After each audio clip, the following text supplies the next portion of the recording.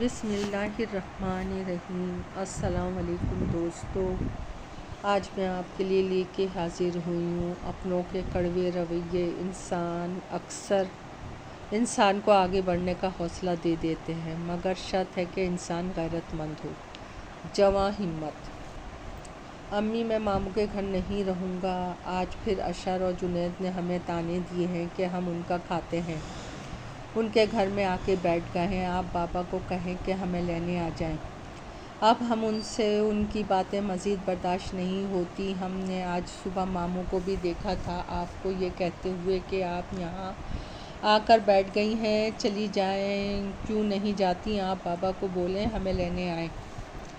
بابا اپنی لالچ کب چھوڑیں گے؟ ہادی غصے میں بولا جا رہا تھا اور اس کی امی اس کو حیرت سے دیکھ رہی تھیں۔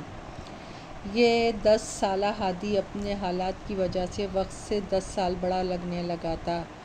راحمہ، ہادی کی امی کا شوہر ایک لالچی فطرت کا آدمی تھا اور آئے دن راحمہ کو اس کے تینوں بچوں سمیت میکے بھیج دیتا تھا، کبھی کسی ڈیمانڈ کے ساتھ اور کبھی کسی شکایت کے ساتھ۔ اس کا مقصد بس بیوی کا تماشا لگانا اور اس کو ستانا تھا، جس کی وجہ سے بچے بھی رول رہے تھے اور راحمہ صرف اپنے بچوں کی خاطر یہ سب برداشت کر رہی تھی۔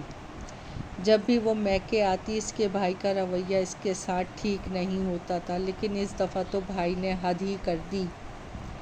پہلے صرف طعنے دیتا تھا، پھر گھر سے نکل جانے کو کہہ دیا۔ وہ غریب حالات کی ماری کہاں جاتی؟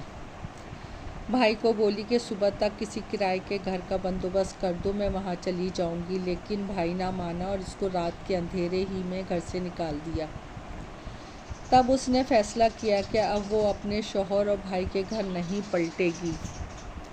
عورت کا وجود اتنا گرا نہیں ہے کہ ہر کوئی اس کو دھتکار دے۔ وہ رات میں اپنی ایک دوست کے گھر چلی گئی اور اس سے بس چند دن رہنے کی مہلت مانگی۔ دوست کو اس پہ رحم آ گیا۔ اس دوران اس کے پاس جو بھی جمع پونجی تھی اس سے اس نے کرائے کا گھر لیا اور ایک سلائی مشین خریدی اور محنت کرنے لگی۔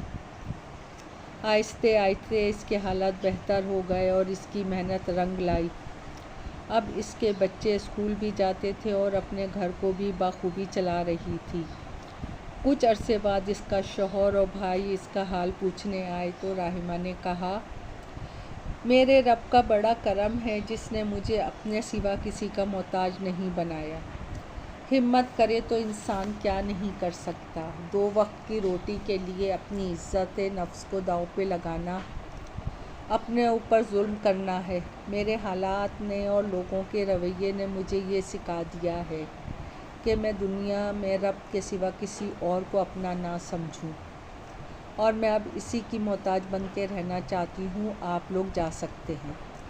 یہ وقت راحمہ کی زندگی کے یادگار لمحات میں سے تھا جس میں اس نے اپنے رب پر بھروسہ کرنا سیکھا اور یہ سیکھا کہ عورت ہرگز کمزور نہیں ہوتی، بلکہ اپنے قوت بازو پر اپنے حالات سے نمٹنا جانتی ہے۔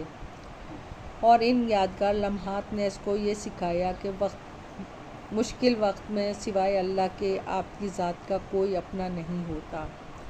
دوستو، کہانی پسند آئی ہو تو لائک اور سبسکرائب کیجیے۔ آپ کی دعاؤں کی طلبگار۔